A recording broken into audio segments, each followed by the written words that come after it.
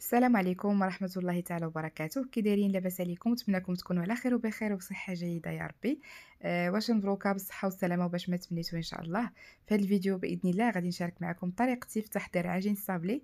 كنت ديجا شاركته معكم، ولكن غادي ما فيها باس نعاود معكم إن شاء الله فيديو باش هكا اللي ما شافوش أولا الأخوات اللي التحقوا بالقناة. مرحبا بكم بالمناسبة على القناة، سواء المشاركات القدام ولا الجداد، مرحبا بكم دائما على قناتي وقناتكم. وفاء الناجي. غادي نشارك معكم إن شاء الله جميع أسرار باش ينجح معكم العجين ديال الصابلي، واللي عنده إن شاء الله شي مشكل ما غاديش يبقى بإذن الله، وكذلك الطريقة ديال الاحتفاظ وأي حاجة كتعلق بالعجين. مرحبا بكم، نخليكم إن شاء الله مع الفيديو. أول حاجة غادي نحتاجو بالنسبة للمقادير، أنا كنخدم العجين في الميكسور بهذه الطريقة هذه، أو تقدروا تخدموه في مولينكس أولا في هذا أولا في هذا الخلاط هذا. عندي هنا ربعة ديال الزبدة الحيوانية أولا النباتية اللي كتبغيو، ماشي مشكل. وعندي كاس ديال الزيت، كاس ديال السنيدة، جوج ديال البيضات كاملين بالصفر والبياض، وشوية ديال الملحة. وهنا عندي معلقة كبيرة بومبي ديال الكراميل، أنا درت هنا جوج معالق صغار. وعندي ساشي ديال الفاني ومعلقه صغيره ديال نكهه الناطا اولا اي نكهه كتفضلوا نتوما، ديال مثلا بسكوي اولا تقدروا ديروا الفاني بوحديته، يعني عندكم اختيار. وهنا عندي معلقه عامره ديال الجلوكوز. وغادي نخلط هاد العناصر كامله في الميكسور بهذه الطريقه. يعني هاد الطريقه كتوفر عليكم بزاف ديال الجهد، وكيجيكم الخليط هكا متجانس ومتناسق مع بعضياته. غادي نحول الخليط هنا لشي انيه اخرى كبيره فاش غادي نكمل الخدمه ديال الصابلي. وغادي نحاول نخدمو هكا بيديه، باش حتى الا كانت باقا شي حاجه نحاول نحيدها بديك الحراره ديال ايدي. صافي كلشي كيذوب صافي بهذه الطريقه. يعني غير تبعوا معايا ان شاء الله المراحل كامله باش ينجح معكم حتى نتوما الصابلي. غادي نبدا نضيف الدقيق بشويه بشويه. يعني الدقيق ضروري البنات يكون نوعيه جيده، ضروري ضروري ضروري. وانا هنا راني ملي كنحيد الدقيق من الباكيه ديالو، كنخدم بالباكيه كبيره. ملي كنديرو في داك السطل ديالو راه ما كنديرو حتى كنغربلو. وعاد ملي كنبغي عاوتاني نخدم به كنعاود نغربلو، يعني كندخل فيه الهواء مزيان. صافي. وكما شفتوا معايا راه الخدمه ديال الصابلي في الاول كنخدمها غير بصبع يديا، ما كندلكهاش نهائيا. بحال الشكل الا كنا غادي نخدموا مثلا بحال كيما كنخدموا الكسكسو ولا شي حاجه بحال هكا، كنبقاو خدامين غير بصبع يدينا وحنا كنزيدوا في الدقيق بهذه الطريقه هذه. يعني اون فوا كتبداو تعجنوا في هذاك الصابلي كيطلق هذيك الماده ديال الجلوتين، صافي كتبدا تطلق هذوك الخيوطه كتخسر لكم العجين. اون فوا كتدخلوها الفران صافي كتبدا تجمع لكم. هنا فين البنات بزاف كيوقعوا في هذا الغلط. صافي هنا من بعد ما كنحسوا بالعجين صافي خدات الحق ديال الدقيق، صافي كنحولوها لسطح العمل. بطبيعه الحال راه كيكون منظف من قبل وكل شيء. وصافي وكنحاولوا نجمعوها بهذه الطريقه، غير كنجمعوا ما كندلكوش نهائيا البنات. شفتوا معايا كيفاش؟ وكتخليو العجين تبقى شويه مرخوفه حيت مازال داك الدقيق غادي يشرب. شفتوا معايا الطريقه؟ ملي كنقطع العجين كنحس بدوك التشققات فيه وكيبان ليا مرمل، يعني راه العجين هنايا راه ناجح 100%. غادي نشوفوا ان شاء الله العجين ديال الصابلي اللي بالكاكاو من بعد هذا.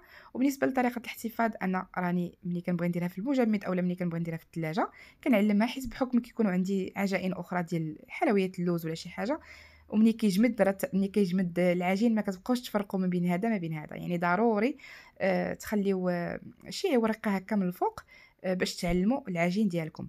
بالنسبه للعجين الثاني فانا غادي المرحله الاولى غادي نختصرها عليكم، راني درتها ديجا وصافي. وكنحطها الخليط ديالي في الانيه، وكنزيد عليه جوج معالق كبار اولا 3 ديال الكاكاو. بالنسبه للكاكاو دائما خدموا بنوعيه جيده. شفتوا معايا الكاكاو اللي كنستخدم انا راه نوعيه جيده، يعني 100% ديال الكاكاو.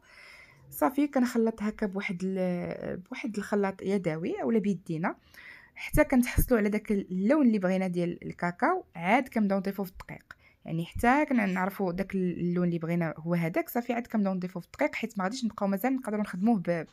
بالدليك ولا شي حاجه. كما شفتوا معايا راه دائما كنخدم فقط بالاصابع، راني شرت ليها في الفيديو بحال لا غير كنكسكس داك الكسكسو صافي وكنبقى نخدم. انا عطيتكم الطريقه ديال الكسكسو باش هكا تبقاو عاقلين عليها. صافي كنبداو نبقاو نجمعوا العجين ديالنا، وكننزلوه في سطح العمل. هكا هاد الطريقة كتجيني أنا ساهلة باش كنتحكم في العجين وكيبان ليا اشنو كندير. صافي العجين كيما شفتوا معايا راه كيبقى مرخوف. انا غادي نقسمو وغادي يبانوا لكم هذاك التشققات لداخل. يعني هنا كنعرفوا ان الصابلي راه ناجح مرمل، يعني هو هذا القوام ديالو كيكون فحال ما هكا. كنحاول البنات نشارك معكم كلشي باش ما تفلت لي حتى شي حاجه. هنا بالنسبه للعجين ديال البيستاش اللي كيجيوني عليه تساؤلات بزاف، نفس الطريقه كنخلط كلشي في الميكسور وكنحولوا للانيه وكنزيد عليه معلقه كبيره ديال لاباط بيستاش. كنأكد على بات بيستاش ضروري باش كيجينا لذيذ. وعاد كنديروا النكهه ديال البيستاش. اللي ما عندوش لاباط بيستاش يكتفي بنكهه البيستاش، انا كنضيفها كتعطي واحد اللذه اغنى ديال البيستاش. صافي كنخلطوا هاد العناصر مع بعضياتها. عاد من بعد كنضيفوا الملون ديال الطعام ديال البيستاش. الا جاكم اللون هو هذاك ديال البيستاش اللي بغيتو، زعما داك اللون الاخضر اللي بغيتو هو هذاك، مزيان. الا جاكم باقي باهت شي شويه راه كتضيفوا شويه الملون. انا زدت عليه راس معلقه ديال الزيت وخلطته. عاد كنبدا نضيفو الخليط ديال الزبده والمكونات الاخرى وكنخدمو مزيان. ما حدي انا كنخدم فيه ما حد هذاك اللون كيطلق، وما حدنا كنضيفو في الدقيق ما حد هذاك اللون تيخرج ديال البيستاش. يعني ما تعطيوش ما ديروش الملون بزاف. انتما غتلاحظوا معايا راه اللون كيبقى يخرج بشويه بشويه. البنات هنا شفتوني نسيت ما قلتها لكم، زدت معلقه ديال الجلوكوز حيت ما كنتش درتها في الاول ونسيت ما درتها في الخليط في الاول، عاد زدتها في الاخر وعاد خدمت المكونات كامله مع بعضياتها. قلت نشير ليها باش ما تصحابونيش زدت معلقه ديال الجلوكوز من غير هذاك الشيء اللي درت في الاول. هذا من جانب. من جهه اخرى الجلوكوز كيزولوا عليه البنات بزاف بزاف، فهو كيعطي القرمشه العجين ديالنا وكيحافظ على ما كيخليش ديك الرطوبه تدخل القلب ديال الصابلي بسرعه. يعني كيبقى محافظ على ديك القرمشه ديالو مده اطول، وحتى اللون ديالو في الفران ديال الصابلي كيجينا مذهب وكيجينا زوين. صافي البنات كما شفتوا معايا راني زدت هنا الطحين الكافي اللي جمع لي العجين، وحولت العجين سطح العمل وجمعته بيديا حتى تحصلت على هذا القوام. دائما العجين خليوها البنات يبقى رطب ما يكونش قاصح بزاف. وشفتوا معايا دوك التشققات كيجي العجين مرمل. راه كيما قلت لكم ملي تشوفوا القوام هكا صافي عرفوا ان شاء الله غادي يجيكم ناجح. وبهنا كنكونوا وصلنا لنهايه الفيديو البنات. نتمنى الفيديو يكون خفيف ظريف واستفدتوا منه. وهذه هي طريقتي في الخدمه ديال الصابلي. بالنسبه الا بغيتوا تخدموا به ديك الساعه كتخليوه يرتاح واحد ساعتين في المكانه وتخدموا به. الا بغيتوا تحتفظوا به في المجمد فكتحتفظوا به المده طويله ما كيطرى لي حتى شي حاجه. حتى كتبغيو تخدموا به عاد كتجبدوه بواحد الليله قبل اولا بساعتين ولا على حسب الجو وكتخدموا به عادي. غادي نشارك معكم ان شاء الله في الفيديو المقبل بلاطو مشكل ديال الحلويات صابلي. نتمنى من الله نلقاكم هذا الفيديو على خير وبخير.